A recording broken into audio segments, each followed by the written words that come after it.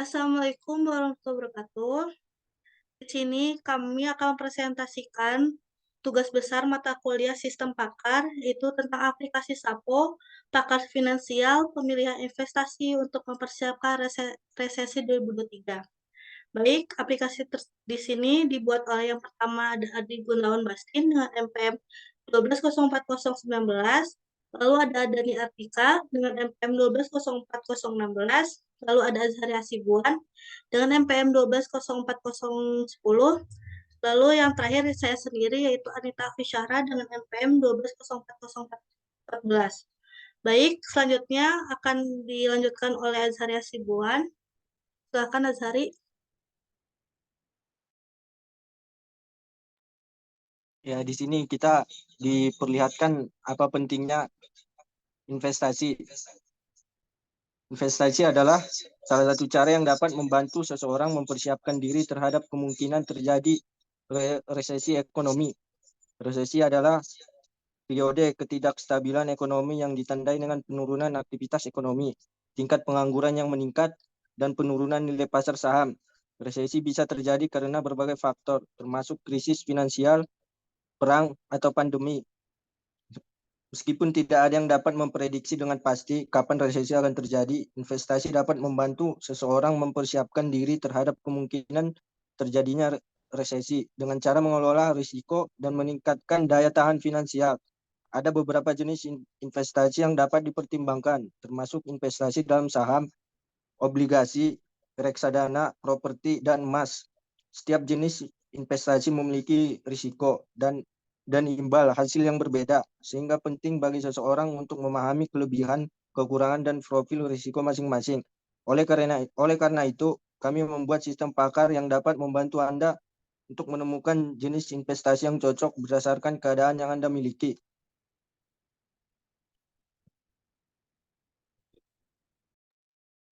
Baik, selanjutnya akan dilanjutkan oleh Adli Gunawan Bastin. Silakan Adli. Baik, dalam diagnosa ada metode yang kita gunakan, yaitu metode inferensi. Metode inferensi yang digunakan dalam penelitian ini yaitu forward chaining. Forward chaining dipilih karena dianggap sesuai untuk melakukan deteksi karena mendeteksi kisaran keuangan per bulan di mana semua data dan aturan akan ditelusuri untuk mengetahui tujuan yang diinginkan berupa hasil analisa terhadap keuangan berdasarkan nilai bobot transaksi keuangan yang ingin diinvestasikan dan akan ditentukan untuk jangka panjang. Baik, selanjutnya kita akan mencoba aplikasinya. Baik, di sini ada Sapo aplikasi pakar finansial.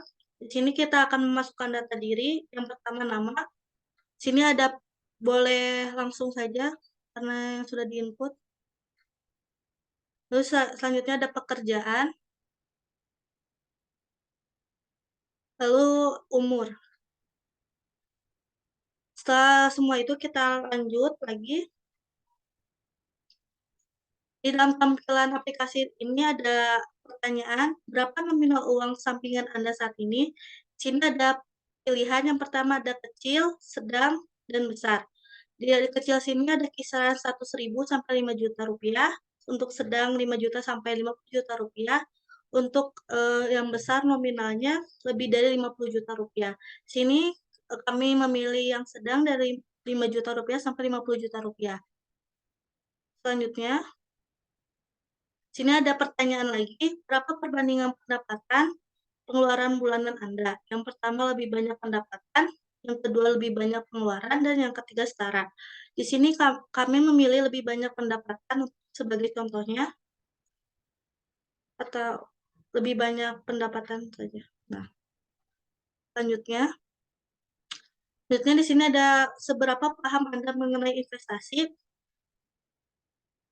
Nah, sini ada paham dan kurang paham. Kita memilih paham saja. Baik, selanjutnya. Sini ada berapa lama jangka investasi yang Anda harapkan. Sini ada 3 sampai 6 bulan dan 12 bulan sampai 2 tahun. Kita memilih yang 12 bulan saja. Baik, selanjutnya di sini ada seberapa penting Anda ingin menarik dana investasi segera. Di sini ada sesegera mungkin atau mendesak dan tidak mendesak. Kita sesegera mungkin saja. Selanjutnya nanti akan ada analisa hasilnya. Di sini analisa hasil Sapo aplikasi tersebut ada reksadana, prioritas, emas prioritas, saham, dan alternatif. Di sini ada beberapa aplikasi untuk saham. Nah, baik. Ini ada emas juga. Baik, ke halaman utama lagi. Baik, selanjutnya akan diteruskan oleh Dani Atika untuk perbandingannya. Silakan Dani. Assalamualaikum warahmatullahi wabarakatuh. Nah, adapun untuk codingannya, itu seperti yang kita lihat. Yang pertama di sini ada CSS, IMAX, terus public IMAX, terus index, quantition 1 PHP, quantition 2, quantition 3, quantition 4. Nah, yang pertama yaitu di sini kita ada quantition data diri. Nah, di sini di codingan tersebut, di sini tuh kita akan memasukkan input data atau nilai untuk pengkondisian untuk package yang berikutnya. Lanjut, ketika sudah diisi data dirinya, di sini ada from account sini quantition 1.php atau metodenya yang dipost dari data input type yang di sini akan dipost dan lalu lanjut ke quantition 1. Nah, di quantition 1 di sini itu ada pertanyaan atau pertanyaan yang tadi yang dijelaskan oleh Anita Alfisyara. Nah, di codingannya di sini ada hak kelas quantition title. Di sini tuh kita masukkan quantitas yaitu berapa nominal uang atau pertanyaan yang akan diberikan. Nah, lanjut di sini ada tabel ya labelnya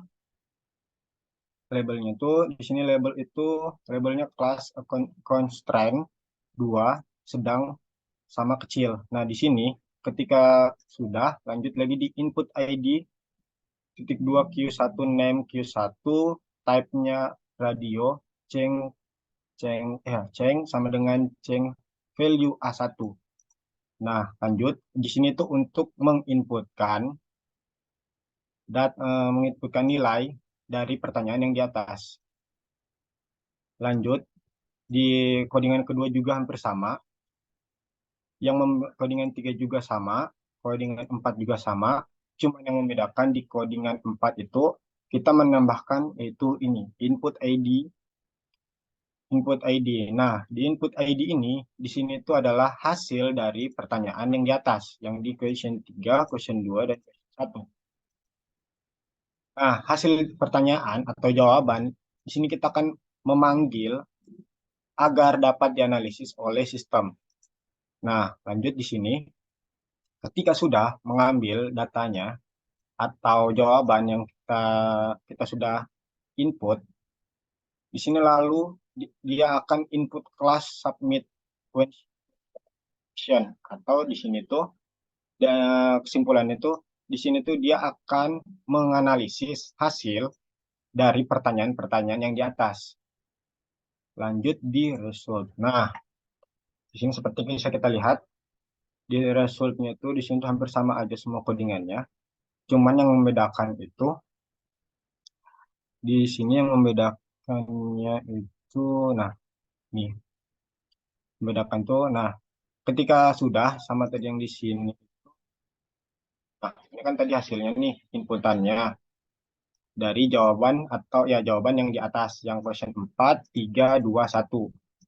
Nah, kita masuk di result di sini asset post submit. Nah, di sini dia akan memanggil jawaban atau nilai dari yang sudah diinputkan di sini tadi. Nah, ya sudah. Di sini tuh ada div class, nih div class container. Terus di sini tuh adalah hasil analisis Sapo. Pasti di sini kita bisa tahu kan ini H kelasnya apa, yaitu untuk memanggil question title hasil untuk pengetesan. Lanjut di PHP di sini, ini PHP emas, PNG, emas, terus menabung, reksa, saham, dan properties itu, yaitu di sini hasil analisis yang akan dicek oleh sistem. Nah, di sini ada beberapa pilihannya, yaitu yang ini. Di sini dataset yang kita gunakan yaitu PNG atau JPG buat hasil analisis SAPO. Nah, adapun untuk cara kerjanya, yaitu di sini tuh seperti bisa kita lihat yang di sini tuh, yang di sini if itu yang untuk jawaban pertamanya tuh if jawaban 1, di sini saya pakaikan titelnya itu A1 biar mempermudah untuk pengkondisian atau hasil dari analisis tersebut. Ini juga B2 jawaban 2, di sini B2. Jawaban 3 yaitu jawaban 3 itu C3, C2. Ya di sini kenapa kita bisa lihat di sini, di sini kita bisa lihat kenapa ada BA1, B2, C3, D1. Di sini itu untuk menganalisis yang di sini. Di sini tuh untuk menganalisis nanti apa hasil dari jawaban atau yang di outputkan oleh sistem. Mungkin yang di bawahnya juga hampir sama saja, tidak jauh berbeda. Lanjut. Nah, ini echo if class ini gunanya itu untuk memanggil PI-IMAX atau gambar hasil analisis atau dataset kami. Mungkin begitu saja untuk penjelasan codingannya. Mohon dimaafkan kalau ada yang kurang. Baik, terima kasih Dani. Sekian presentasi dari kelompok kami. Kurang lebihnya, mohon maaf. Wassalamualaikum warahmatullahi wabarakatuh.